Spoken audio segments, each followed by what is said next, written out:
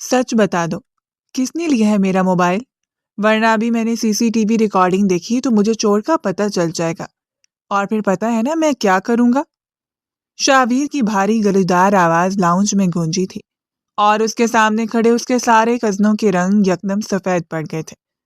یہ حویلی کا اندرونی منظر تھا۔ صبح کے 11 بج رہے تھے اور شاویر اپنے کمرے میں اپنا فون ڈھونڈ ڈھونڈ کر تھک چکا تھا۔ اس کی کئی امپورٹنٹ میٹنگز مس ہو چکی تھیں اور اس وقت غصے سے اس کا برا حال تھا۔ فون نہ ملنے کی وجہ سے وہ اب تک آفس بھی نہیں گیا تھا۔ قسم لے لیں ہم سے شاویر بھائی، جو ہم نے آپ کا فون کبھی دیکھا بھی ہو۔ ہم نے تو اسے ہاتھ بھی نہیں لگایا، بھلا ہم نے اپنی موت کو دعوت دینی تھی آپ کا فون چرا کر؟ سمیر جو شاویر سے 8 سال چھوٹا تھا اور اس کی خالہ کا بیٹا تھا، منمنا کر بولا تھا۔ شاویر کے سامنے سب کی سٹی ایسے ہی گم ہو جایا کرتی تھی۔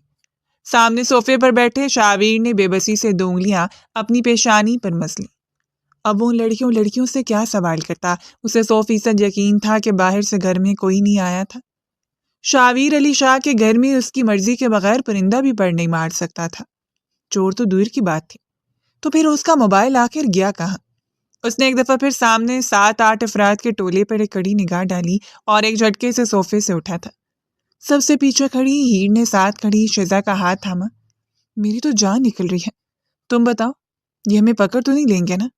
میں نے کہا بھی تھا کوئی اور طریقہ ڈھونڈ لیتے ہیں، ان کا موبائل چرانا لازمی تھا کیا؟ وہ منمناتی ہوئی آواز میں سر کو جھکائے بول رہی تھی۔ دونوں ہاتھوں میں ہلکی ہلکی کپکپاہٹ تھی۔ ساتھ کھڑی شیزا نے اسے ہلکا سا ٹہوکا دیا۔ چپ ہو جاؤ تم، ایسے کانپ رہی ہو، سب سے پہلے تم پر ہی ان کی نظر پڑے گی، اپنے ساتھ ہمیں بھی پھنساؤ گی، کانفیڈنٹ بن کر کھڑی ہو۔ شیزا کے کہنے پر اس نے بامشکل اپنا سر اونچا کیا تھا اور نگاہیں اوپر اٹھاتے ہی اس کی نظر شاویر علی شاہ پر پڑی، جو طائرانہ نگاہوں سے ایک ایک کا جائزہ لے رہا تھا۔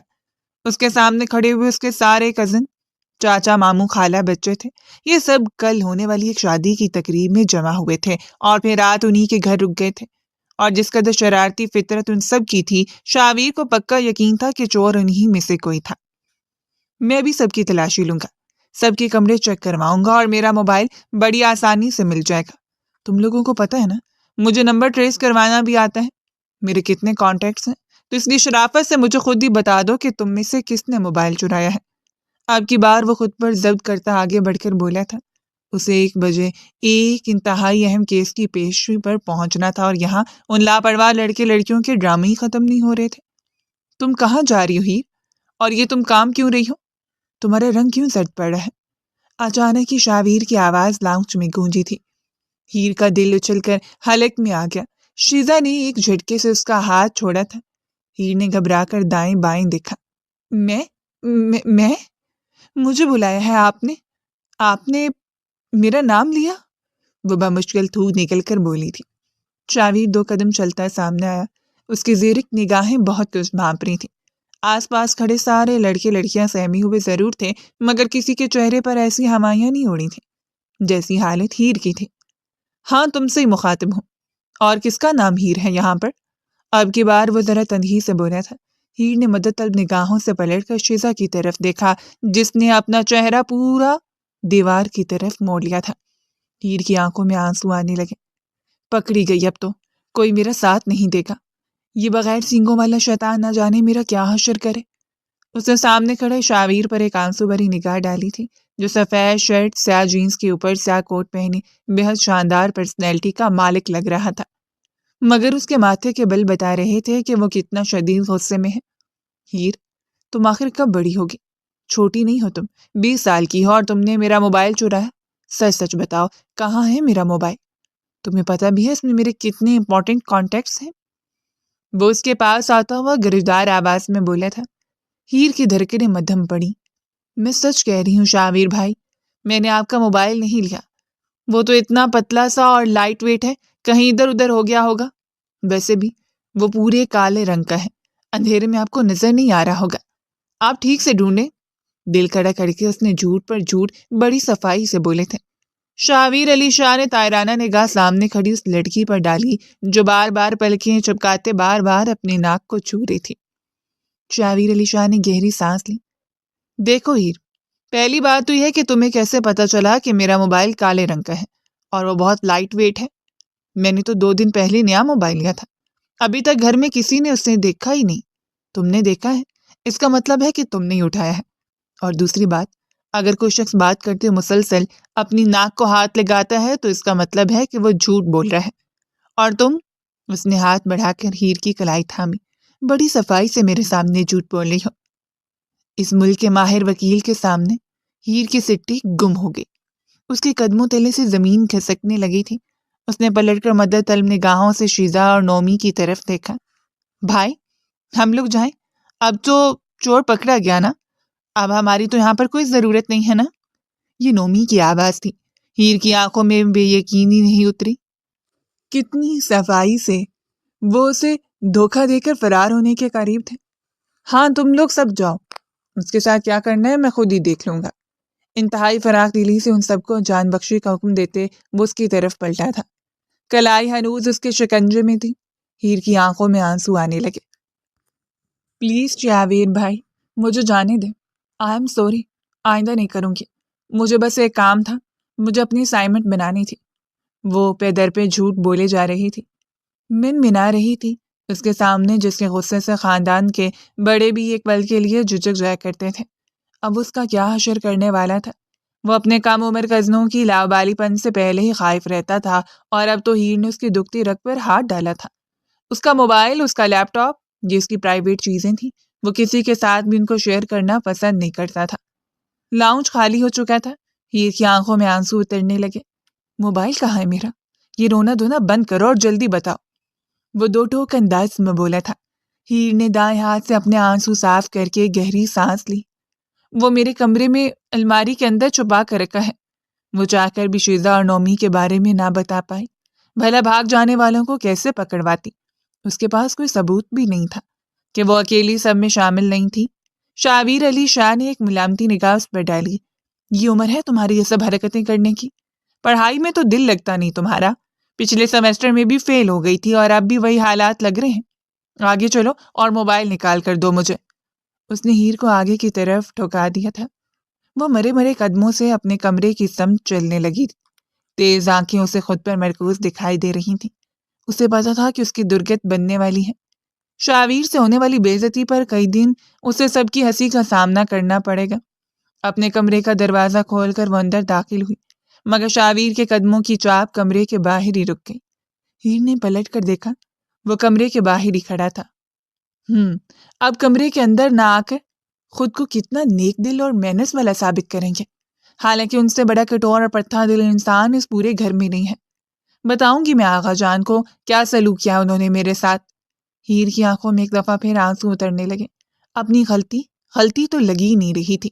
الماری کھول کر اس نے نچلی دراز میں سے وہ پتلا سا موبائل نکالا جسے ان تینوں نے صفائی سے آج فجر کی اذان کے وقت مل کر چرایا تھا۔ انہیں پتا تھا وہ صبح کے وقت جاگنگ کرنے جاتا ہے۔ موقع اچھا تھا، جو کام وہ کرنا چاہتے تھے وہ کام اس کا موبائل چرائے بغیر ممکن نہ تھا۔ گھر میں موجود ہر شخص کا موبائل فون وہ چیک کر چکی تھی۔ کسی موبائل میں شاویر علی شاہ کا پرسنل نمبر موجود نہیں تھا اور اسے اس کا پرسنل نمبر ہی چاہیے تھا جو صرف اور صرف اس کے ذاتی موبائل میں سیو تھا۔ اب لے بھی آؤ، اب کون سا قصیدہ پڑھ رہی ہو؟ میرے موبائل کو ہاتھ میں لے کر۔ اس کی آواز پر ہیر کو ایک زوردار جھٹکا لگا۔ لڑکھڑاتے قدموں سے آگے بڑھ کر اس نے جلدی سے موبائل شاویر کے ہاتھ میں تھمایا۔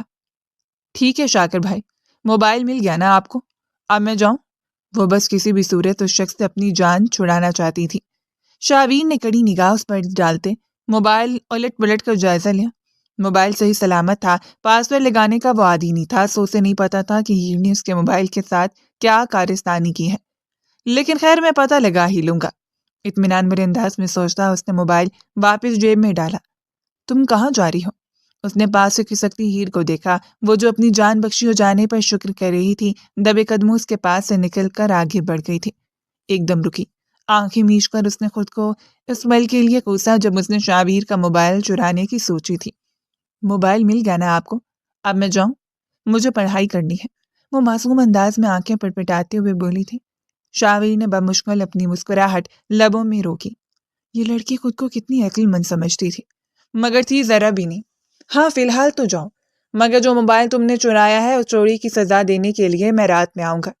آج کی رات تمہیں پیچھے والے گارڈن میں گزارنی پڑے گی۔ بہت پرپرزے نکلنے لگے ہیں نا تمہارے؟ چوری کتنی بری عادت ہے پتہ ہے نا؟ وہ انتہائی اطمینان سے کہتے ہی پلٹنے لگا تھا۔ ہیر کی جان سولی پر اٹک گئی۔ پیچھے والا گارڈن مگر وہاں تو اس نے چکراتے سر کو تھاما۔ ساری سنی سنائی باتیں ذہن میں گونج رہی تھیں مگر وہ اپنا حکم کرا کر انتہائی اطمینان سے پلٹ گیا تھا۔ اسے 100% یقین تھا وہ رات کو آئے گا اور اسے پچھلے گارڈن میں لے جائے گا جہاں وہ مر کر بھی جانا نہیں چاہتی تھی۔ دھڑکتے دل کے ساتھ ہیر نے گھڑی میں وقت دیکھا تھا۔ 3 بج رہے تھے۔ اس وقت تو آغا خان بھی گھر میں نہیں ہوتے تھے۔ کس سے کہوں کہ مجھے اس جن سے بچا لے؟ وہ بےتابی سے دائیں بائیں ٹہلنے لگی تھی۔ آنکھوں میں بے انتہا خوف تھا۔ اسے وہ سارے قصے یاد آ رہے تھے جو گارڈن ایریا کے متعلق وہ سب ایک دوسرے کو سناتے تھے۔ ڈر کے مارے اسے رات کا کھانا بھی نہ کھایا گیا۔ وہ کمرے سے باہر ہی نہ نکلی مگر عشاء کی اذانیں ہوتے ہی جب سب اپنے اپنے کمروں میں بند ہو گئے تو ایک دفعہ پھر اس کے دروازے پر دستک ہوئی تھی۔ دروازہ کھولو، میں ہوں شابیر۔ وہ بری طرح سے اچھلی۔ کمبل منہ تک جکڑے وہ جو سونی کی اداکاری کر رہی تھی اس کی آواز پہ بے دم ہونے لگی تھی۔ I am really sorry Shabbir بھائی، پلیز مجھے معاف کر دیں۔ آئندہ ایسا کوئی کام نہیں کروں گی۔ مجھے گارڈن میں جانے سے ڈر لگتا ہے، پلیز۔ وہ بری طرح سے گرگرائی۔ جواباً اس نے باہر سے دروازہ کھول دیا تھا۔ ہیر نے سر اٹھا کر دیکھا۔ وہ کرتا شلوار میں ملبوس تھا، آستین کوہنیوں تک فولڈ کر رکھی تھی۔ لگتا تھا آج وہ اسے سزا دینے کی خاطر وقت سے گھر واپس آ گیا تھا۔ مجھے زیادہ بہانے نہیں سننے، جلدی باہر آؤ ورنہ میرا پتہ ہے نا تمہیں۔ اس کی کڑک آواز پر ہیر کی جان پر بن آئی تھی۔ اسے پتا تھا اگر وہ حکم نہیں مانے گی تو اس کے ساتھ نہ جانے کیا کچھ کرے گا۔ آغا جان کو اس کی شکایت لگائے گا اور یہ بھی ہو سکتا تھا کہ اگلے پورا مہینہ اسے سبزیاں اور دالیں کھانا پڑتی جو کہ اسے بالکل منظور نہیں تھا۔ دل پر پتھر رکھتے وہ سلیپر پہن کر اپنے کمرے سے باہر نکلی۔ شابیر بھائی پلیز کوئی اور سزا دے دے، اپنا کوئی کام کرنے کے لیے دے دے۔ مجھے گارڈن میں اس وقت جانے سے ڈر لگتا ہے، پلیز۔ وہ ایک دفعہ پھر منمنائی تھی۔ دل تھا کہ دھڑکے ہی جا رہا تھا۔ شابیر نے کڑی نگاہ اس پر ڈالی۔ موبائل چراتے ہوئے ڈر نہیں لگتا؟ رات کے وقت گارڈن میں جاتے ہوئے ڈر لگتا ہے؟ سزا تو تمہاری یہی ہے۔ اب چلو، میرے پاس کرنے کا اور بہت سے کام ہیں۔ اس نے ہیر کی کلائی تھامی تھی۔ وہ جو منمناتی اس کی منت سماجت کر رہی تھی بے جان لاش کی طرح اس کے ساتھ ساتھ وزٹ کرنے لگی۔ کہا کاش آغا جان نظر آ جائیں۔ ہیر نے مدد طلب نگاہوں سے ان کے بند دروازے کی طرف دیکھا مگر بس سے شام بھی کھانا کھا کر سو گئے تھے۔ آخر میرا قصور کیا ہے؟ ایک موبائل ہی تو چرایا تھا نا، وہ بھی واپس دے دیا آپ کو، وہ بھرائی ہوئی آواز میں بولی تھی۔ جواباً شابیر نے کچھ کہنا ضروری نہ سمجھا۔ وہ انتہائی اطمینان سے چلتا ہوا اسے گھر سے باہر لے آیا تھا۔ اس بڑے اور شاندار سے گھر کے سامنے ایک وسیع و عریض لان تھا مگر دائیں طرف سے گھوم کر پچھلی طرف جاؤ تو ایک بڑا سا گارڈن ایریا تھا جہاں بڑے پرانے درخت لگے ہوئے تھے۔ مناسب دیکھ بھال نہ ہونے کی وجہ سے وہ جھاڑ جھنکار کی شکل اختیار کر چکے تھے۔ آغا جان کو ان پرانے درختوں سے بہت پیار تھا اس لیے وہ انہیں کٹوانے بھی نہیں دیتے تھے مگر رات کے وقت یہاں غوپ اندھیرا اور سناٹے کا راج ہوتا تھا۔ پھر کی آنکھیں دہشت سے بھیلی میں تو یہاں مر ہی جاؤں گی۔ میں اپنے کمرے میں لائٹ بند ہو جائے تو 2 منٹ نہیں رک سکتی، پلیز شابیر بھائی میری بات تو سنیں۔ وہ منت سماجت کر رہی تھی۔ این گارڈن ایریا کے بیچ میں پہنچتے شابیر نے اس کی کلائی چھوڑی۔ وہ دیکھ رہی کیمرہ اس کا ایکسس میرے کمرے میں ہے، میں وہاں سے مانیٹر کرتا رہوں گا۔ اگر تم یہاں سے 2 گھنٹے سے پہلے ہلی تو تمہارا کالج بند، تمہاری پاکٹ منی بند، تو تمہارا موبائل میں واپس لے لوں گا اور گھر کا انٹرنیٹ کنیکشن کٹوا دوں گا۔ سمجھ آ رہی ہے نا میری بات؟ اور اگر تم نے میری بات نہ مانی پھر بھی تو میں تمہاری کسی رکشہ ڈرائیور کے ساتھ شادی کروا دوں گا، اس لیے 2 گھنٹے سے پہلے یہاں سے ہلنا مت۔ وہ 2 ٹوک انداز میں کہہ رہا تھا۔ ہیر کو اس وقت وہ کسی ظالم بادشاہ سے کم نہ لگا۔ آخر سمجھتا کیا ہے اپنے آپ کو؟ ہیر کو اپنی کلائی پر اس کی انگلیاں ابھی تک محسوس ہو رہی تھیں۔ عجیب سی تپش تھی اس کے لمس میں۔ بالوں کو کان کے پیچھے رستے ہیر نے دیکھا۔ وہ پلٹ کر گھر کے اندر جا رہا تھا۔ اس کی آنکھوں میں آنسو آنے لگے۔ کاندھے پر پڑا دوپٹہ اٹھا کر جلدی سے اس نے اپنے گرد لپیٹا۔ آیت الکرسی چاروں کل اور جو دعائیں اسے یاد تھیں ساری کی ساری وہ زبانی پڑھنے لگی تھی۔ یوں لگ رہا تھا جیسے ابھی کہیں نہ کہیں سے کوئی بلا آ کر اسے چمٹ جائے گی۔ یا اللہ، میرا آخر قصور کیا ہے؟ صرف یہی نہ کہ میں کوٹھی والوں کے رحم و کرم پر رہتی ہوں، اگر میرے والدین زندہ ہوتے تو میں ان کے ساتھ رہتی، اپنے گھر میں انتہائی شان سے۔ مجھے شاویر نامی بلا سے ہر دوسرے روز سزائیں نہ مل رہی ہوتی۔ وہاں آنسو پیتے ہوئے مسلسل سوچ رہی تھی۔ والدین کا بچپن میں انتقال ہو گیا تھا۔ یتیمی کے سائے نے اسے مجبور کر دیا تھا کہ وہ ان لوگوں کے پاس آ کر رہنا شروع کر دے۔ آغا جان کی نرم محبت بھری چھاؤں نے اسے اپنے اندر سمیٹ لیا تھا۔ وہ اس کے دادا لگتے تھے، مگر گھر میں موجود ہر شخص انہیں آغا جان ہی کہتا تھا۔ شاویر اس کے تایا کا بڑا بیٹا تھا، سمجھدار، ڈیسنٹ، شہر کا جانا مانا وکیل، جو طاقتور تو تھا ہی مگر غسیل بھی انتہائی تھا۔ نامعلوم کیوں اسے ہر وقت سنجیدہ رہنے کا شوق تھا۔ اسے اپنی پرائیویسی میں دخل دینا پسند نہیں تھا، اور ہیر کی قسمت ہی بری تھی کہ ہمیشہ ہر جگہ جہاں بھی کچھ برا ہوتا تھا وہاں وہ موجود ہوتی تھی۔ نہ چاہنے کے باوجود وہ شاویر کی نظر کا سب سے بڑا کانٹا بن چکی تھی۔ تیز ہوا سے پیچھے لگا درخت سرسرایا تو ہیر کے لبوں سے گوٹی گوٹی سی چیخ نکلی۔ کون ہے وہاں؟ وہ گھبرا کر پلٹی تھی، مگر پیچھے کچھ نہیں تھا، صرف ہوا سے درخت تھی، ہل رہے تھے۔ کھڑے کھڑے اس کی ٹانگیں شل ہونے لگی تھیں۔ اس نے بیٹھنے کا سوچا، مگر اگلے ہی پل اس کے رونگٹے کھڑے ہو گئے۔ اگر کوئی کیڑا ہوا نیچے، کن کھجورا یا بچھو؟ ہیر کا دل دہل کر رہ گیا تھا۔ بھاڑ میں جائے، سزا جو مرضی کرنا ہے میرے ساتھ کرے۔ رکشہ ڈرائیور کے بجائے کسی پاگل کے ساتھ ہی میری شادی کرے، مگر میں اب اس گھر میں نہیں رہوں گی۔ شاویر سے تو جان چھوٹے گی۔ آنکھوں میں آئے آنسو صاف کرتے وہ تیزی سے دوڑتے گارڈن ایریا سے نکل گئی تھی۔ اسے وہاں کھڑے ہوئے 1 گھنٹہ تو بیت ہی چکا تھا، اتنی سزا کافی تھی۔ اپنے کمرے میں لیپ ٹاپ کی سکرین کے سامنے بیٹھے شاویر علی شاہ نے خاموشی سے اسے بھاگتے دیکھا اور گہری سانس لے کر اپنا رخ موڑ لیا تھا۔ اس کا ابالی لڑکی سے اسے اور کوئی امید نہیں تھی، ایسا کرنا اس کی مجبوری تھی۔ ہیر بے وقوفانہ حرکتیں بڑھتی جا رہی تھیں اور وہ نہیں چاہتا تھا کہ وہ اپنی انہی حرکتوں کی وجہ سے اپنا کوئی نقصان کر بیٹھے۔ 20 سال عمر کافی ہوتی ہے میچور ہونے کے لیے، مگر ہیر تھی کہ اپنا بچپنا چھوڑنے کو تیار ہی نہیں تھی۔ یہ سب آغا جان کی بیجا ڈھیل اور لاڈ پیار کا نتیجہ ہے۔ اماں جان نے بھی خواہ مخواہ اسے بگاڑ کے رکھا ہے۔ کرتا ہوں صبح سب سے بات، سنجیدگی سے کہتا وہ اپنی ٹیبل سے اٹھ گیا تھا۔ وہ غیر معمولی طور پر خاموشی تھی۔ یونی کے سامنے گاڑی نے ان تینوں کو اتارا، تب بھی وہ کچھ نہیں بولی۔ اچھا سوری نا یار، ہیر تمہیں پتا تو ہے شاویر بھائی کتنا غصے کے تیز ہیں۔ اس وقت اگر میں بتاتا کہ یہ سب میں ہم دونوں بھی شامل تھے تو پتہ نہیں ہمارا کیا حشر ہوتا۔ تمہیں تو تھوڑی رعایت مل گئی کیونکہ تمہارے والدین زندہ نہیں ہے نا۔ نومی نے لہجے کو میٹھا بناتے ہوئے اسے منانے کی کوشش کی تھی۔ ہیر نے سر جھٹکا۔ رات کیڑے مکوڑوں درختوں کے بیچ میں مجھے وہاں تنہا کھڑا کیا تھا، اس کھڑوس نے یہ رائے دی تھی۔ وہ زیر لب بڑبڑا کر رہ گئے۔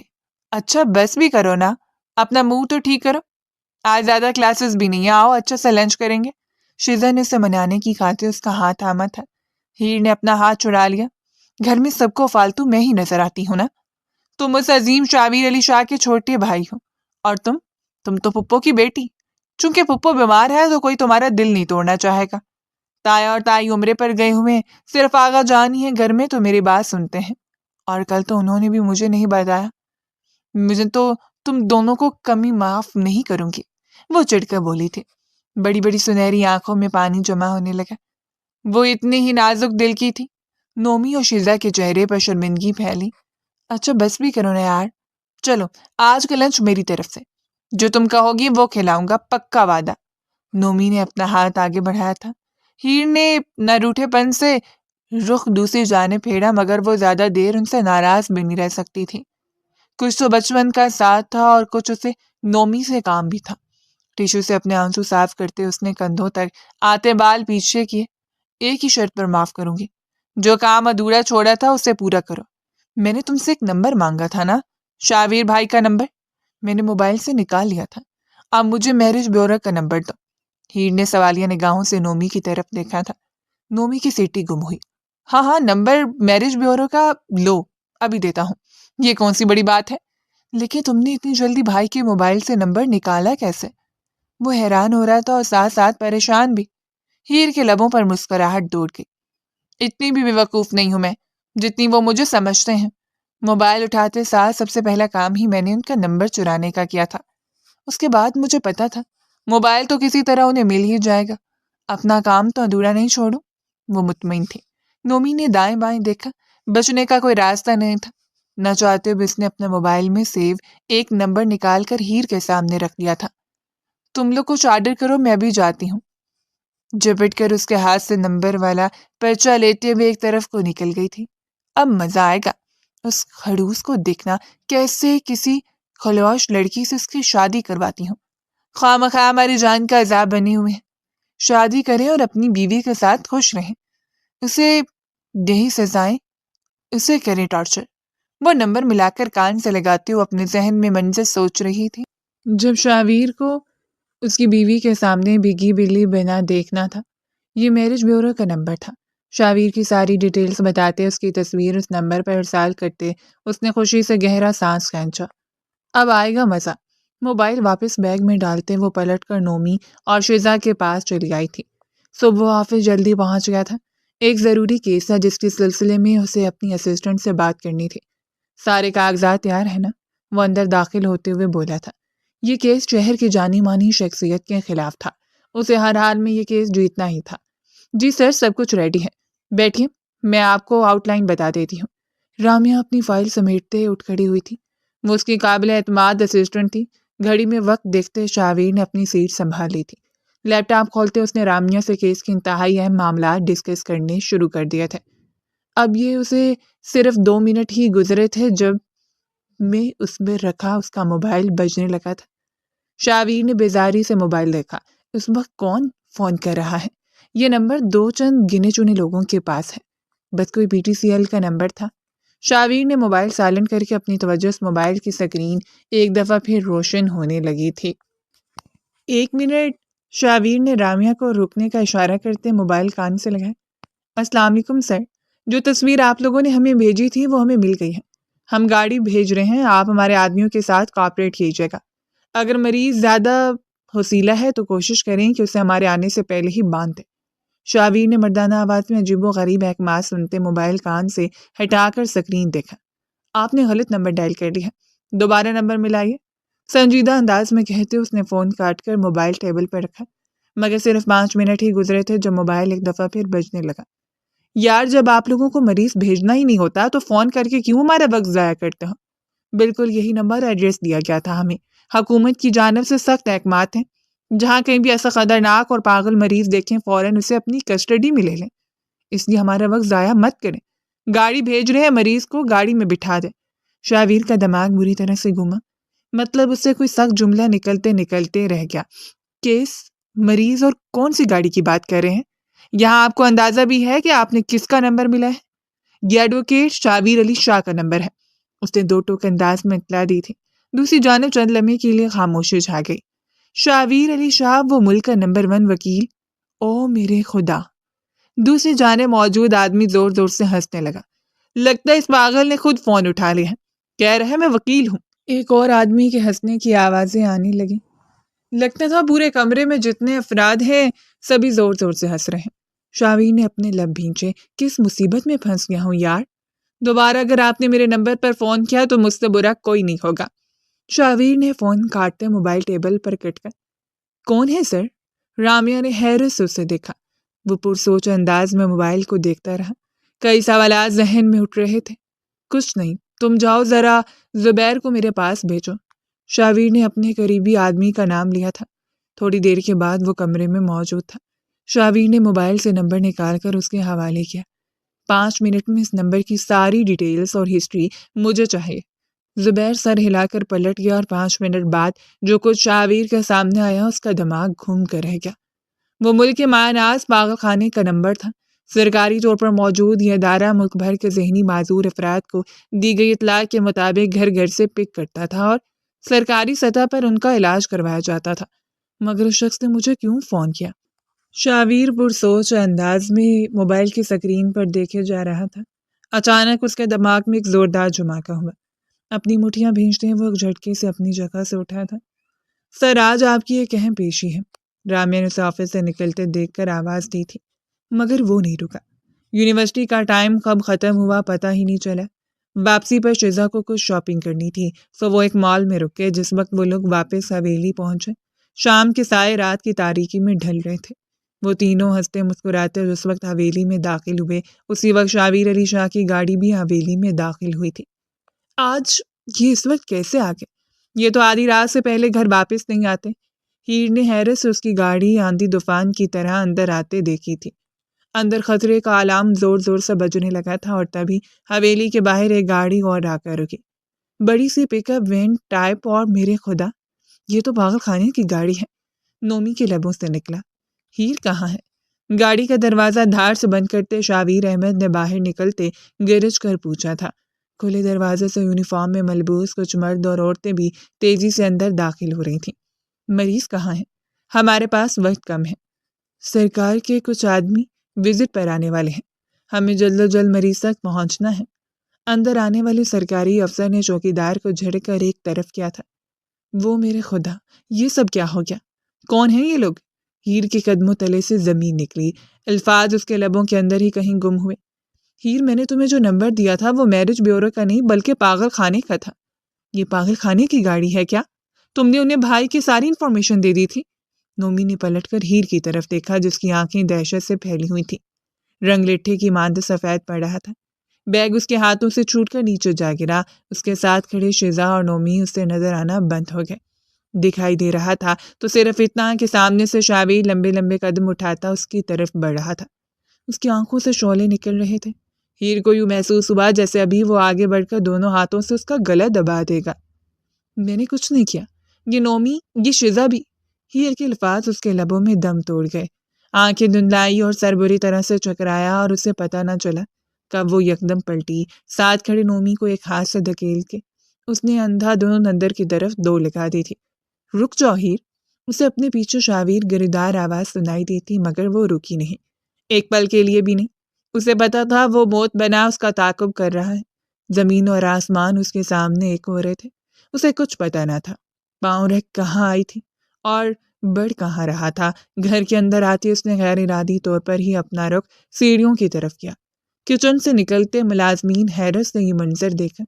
پہلی سیڑھی پر قدم رکھتے ہی وہ اپنے پیروں میں آتے دوپٹے سے الجھ کر اوندے منہ سیڑھیوں پر گری۔ دروازے سے اندر داخل ہوتے شاویر علی شاہ نے بھی یہ منظر دیکھا۔ بیزاری سے اس نے اپنا سر جھٹکا۔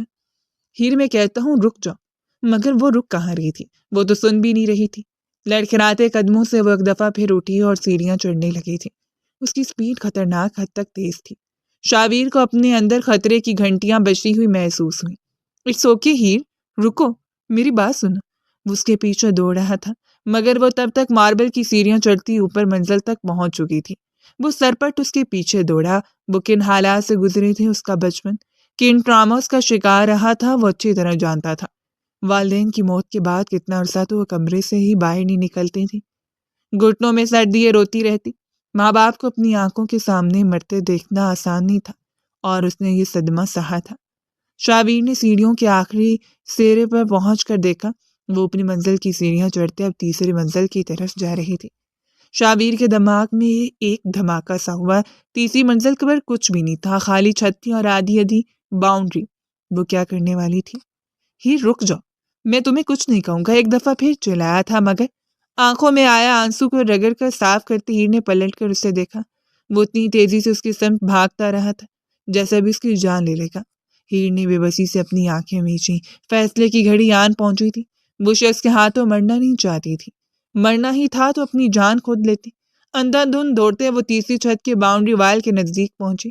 منڈیر چھوٹی تھی، اتنی چھوٹی کہ وہ آسانی سے اس کے اوپر چڑھ سکتی تھی۔ صرف ایک سیکنڈ لگا ہیر کو جس لگا کر منڈیر کے اوپر چڑھنے میں۔ منڈیر کی دوسری طرف حویلی کے گیراج کا فرش نظر آ رہا تھا، صاف ستھرا ماربل لگا چمکتا ہوا فرش، جس پر گرنے کے صرف آدھے سیکنڈ کے اندر اس کی گردن کی ہڈی ٹوٹ جاتی، اس کی موت واقع ہو جاتی۔ ہیر کا دل دھڑکنا رک گیا۔ اس نے رخ موڑ کر دیکھا، وہ آخری سیڑھی پار کرتا چھت پر کھڑا ہوا تھا۔ او مائی گاڈ، ہیر ہلنا مت، ہیر میں کہہ رہا ہوں ہلنا مت، میری طرف دیکھو، میری بات سنو۔ وہ آہستگی کے ساتھ ایک ایک قدم آگے بڑھاتے اس کی طرف بڑھ رہا تھا۔ وہ ساکت کھڑی تھی، سارا ڈر خوف زائل ہو چکا تھا، یوں ہی جیسے وہ کسی نادیدہ قوت کے زیر اثر ہو۔ ہیر میری بات سنو، کمان نیچے آؤ، اٹس اوکے، میں تمہیں کچھ نہیں کہوں گا۔ دونوں ہاتھ آگے بڑھائے، وہ دھیرے دھیرے آگے بڑھ رہا تھا۔ ہیر کے وجود میں ہلکی سی جنبش ہوئی۔ شاویر کا دل جیسے کسی نے مٹھی میں لے کر جکڑ لیا۔ میں نے کچھ نہیں کیا شاویز بھائی، پلیز، ہیر نے سرگوشی سے انداز میں کہا تھا۔ رخ موڑ کر اس نے نیچے دور نظر آتے فرش کو دیکھا اور آنکھیں میچ کر خود کو چھلانگ لگانے کے لیے تیار کیا، مگر سارق کے ساتھ عین اسی لمحے میں شابیر علی شاہ نے ہاتھ آگے بڑھا کے اسے بازو سے پکڑ کر نیچے کھینچ لیا تھا۔ جھٹکا زوردار تھا، وہ خود بھی لڑکھڑا کر زمین پر گرا اور وہ عین اس کے اوپر آن گری تھی۔ اس کا نرم گداز وجود شاویر کے اوپر جو گرا جیسے پھولوں سے بھری نازک ڈال اسے چھو گئی ہو۔ شاویر کی سانسیں ایک پل کے لیے تھم کر رہ گئی۔ وہ ساکت تھی، صرف دھڑکنوں کا شور تھا جو چاروں جانب گونجنے لگا تھا۔ خاموشی اتنی قاتل بھی ہو سکتی ہے، یہ ان دونوں کا آج پہلی دفعہ پتہ چلا تھا۔ رات کی تاریکی میں اس کے وجود کی نرم ہارٹ کو محسوس کرتے شاویر علی شاہ کا دل ایک پل کے لیے رکا۔ اس کی سانسیں وہ اپنی گردن پر محسوس کر سکتا تھا۔ اگلے پل اس نے اپنا سر جھٹکا۔ کیا بےہودگی ہے یہ، اٹھو، وہ اتنے تش انداز میں بولا تھا کہ وہ جو ساکت اور جامد کسی اور ہی دنیا میں گم تھی یکدم جیسے ہوش میں آئی۔ شاویر نے اسے ایک جھٹکے سے خود سے دور دھکیلا تھا۔ مجھے تم سے ہر قسم کی بچکانہ حرکت کی امید تھی، مگر یہ تو میری سمجھ سے باہر ہے۔ تم اتنی بے وقوف ہو ہیر، تمہارا دماغی توازن درست بھی ہے کہ نہیں؟ نیچے جو گاڑی تم نے میرے لیے منگوائی ہے، دراصل اس گاڑی میں تو تمہیں بیٹھ کر جانا چاہیے۔ اتنی پاگل ہو تم، خودکشی کرنے لگی تھی؟ جانتی بھی ہو حرام موت ہے یہ۔ وہ اپنے کپڑے جھاڑتا اٹھ کھڑا ہوا تھا اور اب اس کے اوپر برس رہا تھا۔ ہیر کی آنکھوں میں نمی اترنے لگے۔ وہ اب بھی کچھ نہیں بولی تھی، دونوں بازو اپنے گرد لپیٹے وہ جیسے اس منظر سے غائب ہو جانا چاہتی تھی۔ چلو نیچے، ہر روز ایک نیا تماشا لگایا ہوتا ہے تم نے۔ وہ اسے بازو سے دبوچے نیچے کی طرف بڑھا تھا۔ ہیر کو اس کی آہنی انگلی اپنی بازو میں کرتی ہوئی محسوس ہوئی۔ لمبے لمبے قدموں سے سیڑھیاں پھلانگتا اسے نیچے لے آیا تھا۔ اس نے دیکھا تک نہیں کہ اپنے پیچھے کتنی دفعہ وہ گرتے گرتے بچی تھی۔ وہ نیچے آغا جان، پھوپھو جان حیران نگاہوں سے سیڑھیوں کے اوپر ہی دیکھ رہے تھے۔ شیزا اور نومی نے انہیں سب بتا دیا تھا۔ کیا ہو رہا ہے یہاں آخر؟ ہوا کیا ہے؟ کوئی مجھے بھی کچھ بتائے گا؟ آغا جان نے غصے اور پریشانی کے ملے جلے تاثرات سے پوچھا تھا۔ شاویر نے گہری سانس لی۔ آپ کی لاڈلی، آپ کے بیجا لاڈ پیار نے اسے بری طرح سے بگاڑ دیا ہے۔ میں پہلے بھی آپ سے کہتا تھا اس عمر میں اتنا پیار اچھا نہیں۔ خودکشی کرنے کی کوشش کر رہی تھی، یہ پاگل ہو چکی ہے، یہ بالکل۔ وہ اسے آپے سے باہر ہو رہا تھا۔ ہیر نے بے بسی سے سر اٹھا کر اس کی طرف دیکھا۔ وہ اتنا کٹھور دل تھا، یہ بات اسے معلوم تھی، مگر کس انداز میں وہ اس کا نام لے رہا تھا۔ سر جی، آپ نے اپنے گھر کے معاملات بعد میں نپٹا لیجیے گا، ہمیں یہ بتائیے کہ پیشنٹ کہاں ہے؟ بیزار سی آواز پر شاویر نے مڑ کر دیکھا۔ پاگل خانے کا سرکاری افسر لاؤنج کے بیچوں بیچ کھڑا تھا۔ شاید ملازمین اسے اندر لے آئے تھے۔ اس کے ساتھ کچھ اور عورتیں بھی کھڑی تھیں جنہوں نے یونیفارم پہن رکھے تھے۔ مردوں کو وہ خود ہی شاید باہر چھوڑ آیا تھا۔ پیشنٹ؟ ہاں بالکل، پیشنٹ تو موجود ہے، یہ رہی پیشنٹ۔ اس نے بازو پکڑ کر ہیر کو آگے دھکیلا تھا۔ نومی اور شیزا کا منہ حیرت سے کھلا، ہوتے دہل کے اپنے سینے پر ہاتھ رکھا۔ آغا جان آگے بڑھے مگر شاویر نے ہاتھ کے اشارے سے انہیں روک دیا تھا۔ جو کچھ ہیر نے کیا ہے اس کی سزا اسے ملنی چاہیے۔ آپ کچھ دیر تک کچھ نہیں بولیں گے؟ اس نے آغا جان کو احترام مگر سنجیدگی سے ٹوک دیا تھا۔ نہیں، میں پاگل نہیں ہوں، مجھے نہیں جانا کہیں بھی۔ وہ بری طرح سے گھبرائی تھی، مگر شاویر نے عورتوں کو اشارہ کیا۔ وہ آگے بڑھ کر ہیر کو پکڑنے لگی تھیں۔ آغا جان روکیں اسے۔ ہیر کیا کر رہے؟ پھوپھو جان نے آغا جان کو مخاطب کیا تھا مگر وہ خاموش کھڑے تھے۔ ان کا پوتا بلا وجہ تو کچھ نہیں کرتا تھا۔ عورتیں اب گھسیٹتی وہ ہیر کو باہر لے جا رہی تھیں جو بری طرح سے ہاتھ پاؤں مار رہی تھی، چلا رہی تھی، مجھے نہیں جانا ان کے ساتھ، خدا کے لیے آغا جان روکیں انہیں، میں پاگل نہیں ہوں۔ وہ بری طرح سے گھبرا گئی تھی۔ نومی اور شیزا نے بے بسی سے ایک دوسرے کا منہ دیکھا۔ شاویر سے اسے یہی امید تھی۔ عورتیں اسے گھسیٹتے اندرونی دروازوں سے باہر نکلیں اور بس یہی ہیر کی بس ہو گئی تھی۔ وہ بری طرح سے چکرا کر لڑکھڑائی اور اگلے ہی پل وہ زمین بوس ہو چکی تھی۔ آنکھوں کے آگے اندھیرا چھاتا چلا گیا۔ بے ہوش ہونے سے پہلے اس نے آخری منظر جو دیکھا وہ یہی تھا۔ آغا جان پریشان ہو کر اس کے چہرے کو تھپتھپا رہے تھے اور پھر اس کا ذہن گہری تاریکیوں میں ڈوبتا چلا گیا۔ بس کر دو، کیا ہو گیا تم سب کو؟ پیچھے ہٹو، جائیے آپ لوگ یہاں سے۔ کسی بچے نے کوئی شرارت کر دی ہوگی، ہمارے گھر میں کوئی پاگل نہیں ہے۔ آغا جان نے بے ہوش ہیر کو اٹھانے کی کوشش کرتے ہوئے پاگل کھانے والوں سے کہا تھا۔ وہ منہ بناتے پلٹ کر گھر سے باہر چلے گئے تھے۔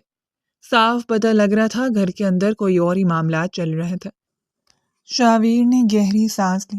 وہ اعصاب کی اتنی کچی تھی، اس بات کا اسے اندازہ ہو گیا تھا۔ گاڑی نکالو، ہمیں اسے ہاسپٹل لے کر جانا ہے۔ نیچے جھکتے شاگرد نے اسے اپنا دونوں بازوؤں میں اٹھایا تھا اور رات کے اس پہر جب نومی اگلی سیٹ پر بیٹھا گاڑی ڈرائیو کر رہا تھا تو وہ پچھلی سیٹ پر پھپھو جان کی گود میں سر رکھے بے خبر تھی۔ اسے نہیں پتا تھا کہ حویلی والوں کی جان پر بن چکی ہے۔ ہاسپٹل میں اسے ہاتھوں لیا گیا تھا۔ کسی شاید اعصابی جھٹکے کی وجہ سے ان کی حالت ہوئی ہے۔ باقی اور کوئی مسئلہ نہیں ہے، کچھ دیر بعد انہیں ہوش آ جائے گا۔ ڈاکٹر اطلاع دے کر آگے چلا گیا تو آغا جان نے خوشمکی نگاہوں سے شاویر کو دیکھا۔ یہ سب میری غلطی آغا جان، شاویر بھائی ہیر کو میں نے ہی پاگل خانے کا نمبر دیا تھا۔ وہ آپ کی شادی کروانا چاہتی تھی تاکہ آپ ہم سب پر روب جمانا ختم کر دیں۔ ہیر آپ سے بہت ڈرتی ہے، وہ بس آپ سے جان چھڑانے کا منصوبے بناتی رہتی تھی، اسی لیے اس نے اور ہم نے دونوں نے مل کر آپ کا موبائل چرایا۔ ہیر میرج بیورو میں فون کرنا چاہتی تھی مگر میں ڈر گیا اور میں نے اسے پاگل خانے کا نمبر دے دیا۔ اس میں اس کا کوئی قصور نہیں، نومی شرمندگی سے کہہ رہا تھا۔ شاہیر نے اسے چھوٹے بھائی پر ڈالی یونیورسٹی میں پڑھنے لگ گئے ہو، لیکن ابھی تک تم لوگوں کا بچپنا نہیں کیا۔ وہ شدید غصے میں تھا۔ پھپھو جان کو بھی انتہائی غصہ آ رہا تھا۔ بس بھی کر دو اب تم لوگوں کی بے وقوف ان کی وجہ سے وہ بن ماں باپ کی بچے بھی اس حال میں ہے۔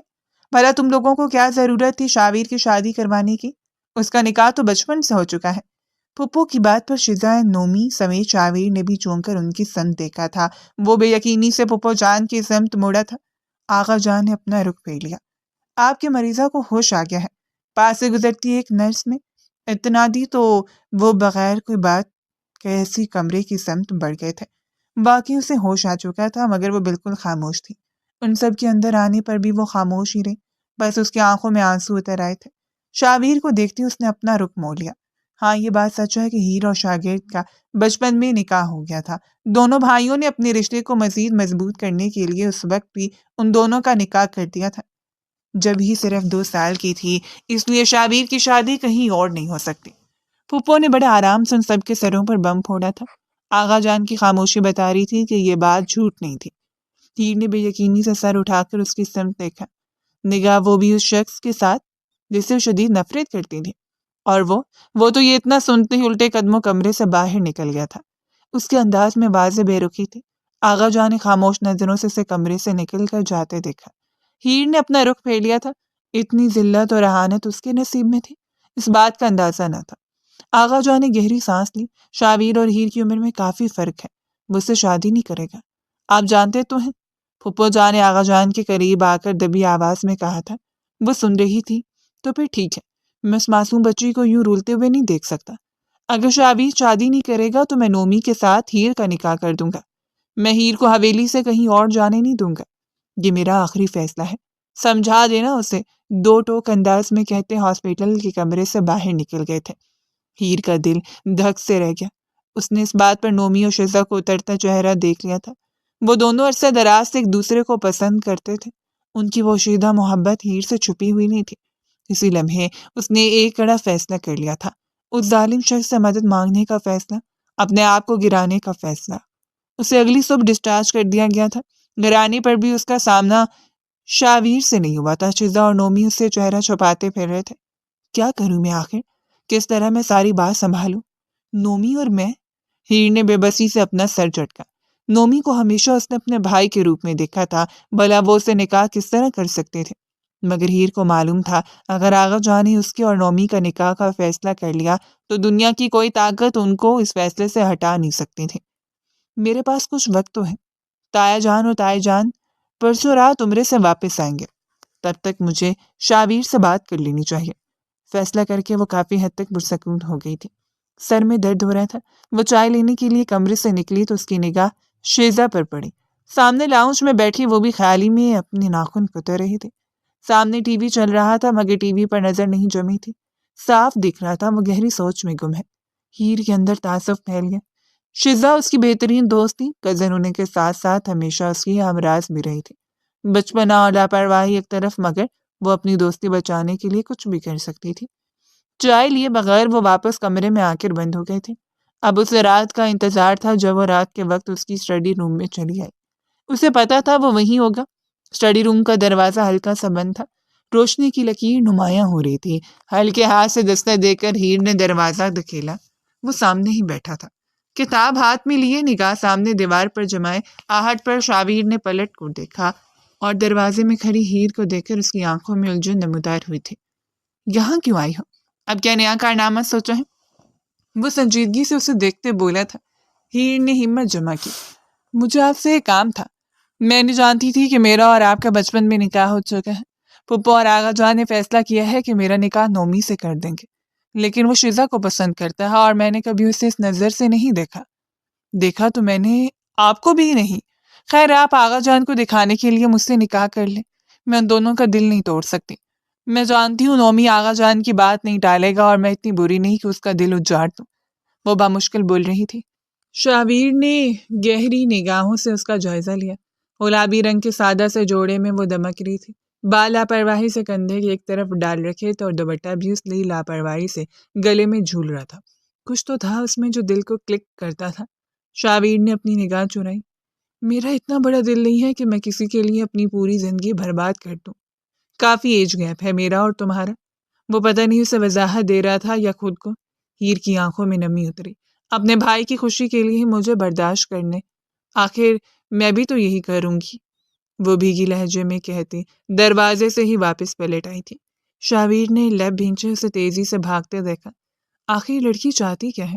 کتاب میز پر پٹکتے اس نے اپنے بالوں میں ہاتھ پھیرا۔ وہ تو اپنے آپ سے بھی پریشان تھا۔ دل تھا کہ بہکا ہی چلا جا رہا تھا۔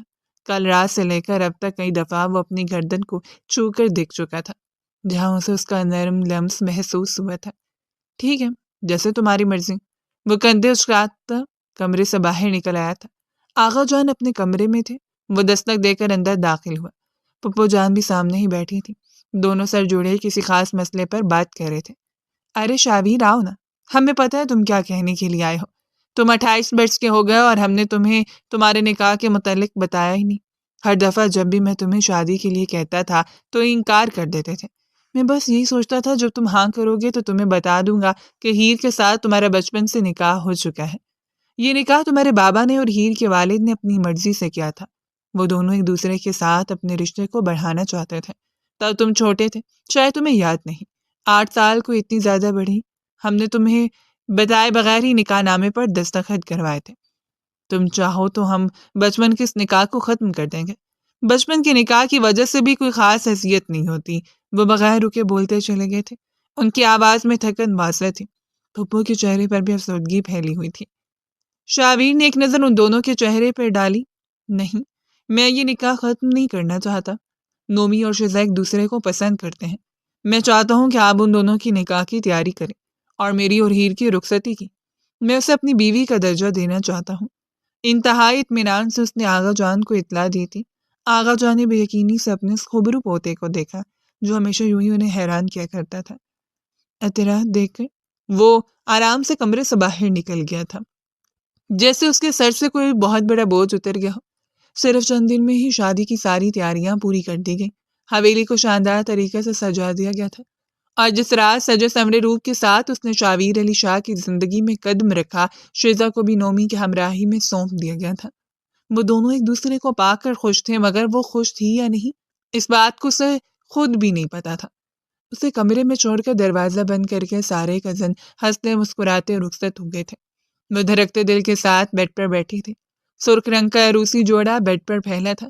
اس کی جوڑی انتہائی خوبصورت تھی۔ بیوٹیشین اسے انتہائی نفاست سے تیار کیا تھا۔ آج سے کسی گھونگھٹ سرکاتے اس نے کمرے کو دیکھا۔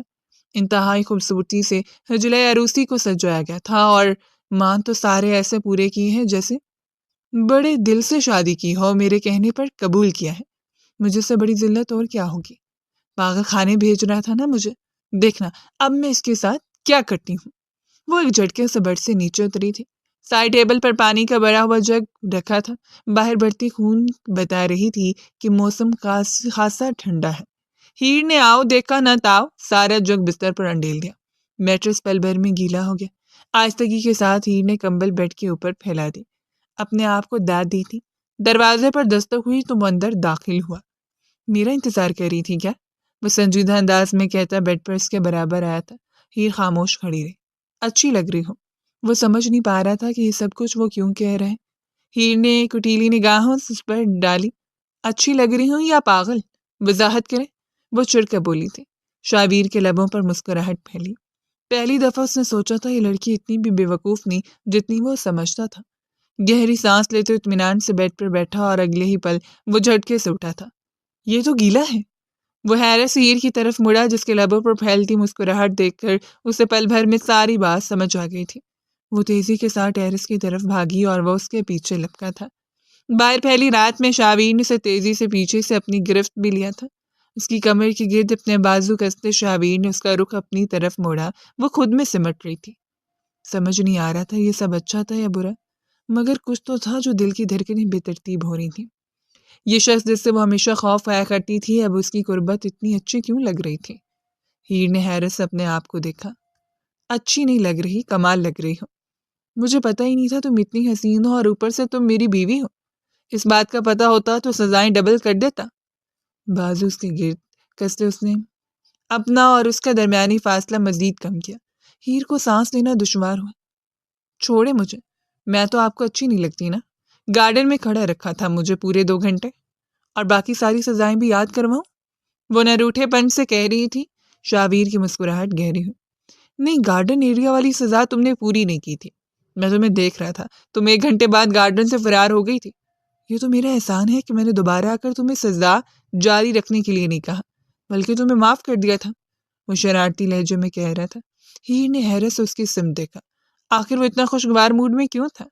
ہیر کو اس کی نگاہوں سے چھلکتے جذبے کچھ عجیب سے لگے۔ وہ بے اختیار ہی خود میں سمٹنے لگی تھی۔ چھوڑے مجھے، سب یاد ہے مجھے، ایک ایک کر کے یاد دلاتی ہوں آپ کو، وہ خود کو چھڑانے کی ناکام کوشش کرتے ہوئے ایک دفعہ پھر بولی تھی۔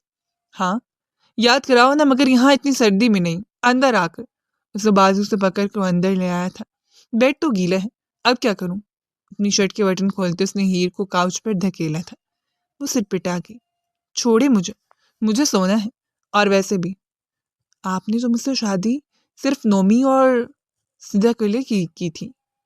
وہ مزید بھی کچھ کہتی مگر شابیر نے اس کی بات ادھوری چھوڑ دی تھی۔ آہستگی سے اس کے علاوہ پر انگلی رکھتے شابیر نے اسے خاموش کروایا۔ اب سارے فاصلے مٹ گئے ہیں، ساری غلط فہمیاں دور ہو گئی ہیں، میں تمہیں تہہ دل سے اپنا رہا ہوں، کیا تم بھی مجھے اپناؤ گی؟ وہ اس کے اوپر جھکا سوال کر رہا تھا۔ ہی شرم سے سرخ پڑ گئی مگر سر خود بخود اس بات میں ہل گیا۔ مسکراتے ہوئے شابیر نے اسے اپنی باہوں کی گرفت میں لیا تھا۔ رات قطرہ قطرہ بھیگنے لگی تھی۔ اس کی گرفت میں وہ خود کو اس کے سپرد کر چکی تھی۔ رات دن کے اجالے میں بدلی تو ہیر کی آنکھ کھلی۔ وہ ہنوز اس کی باہوں کی گرفت میں تھی۔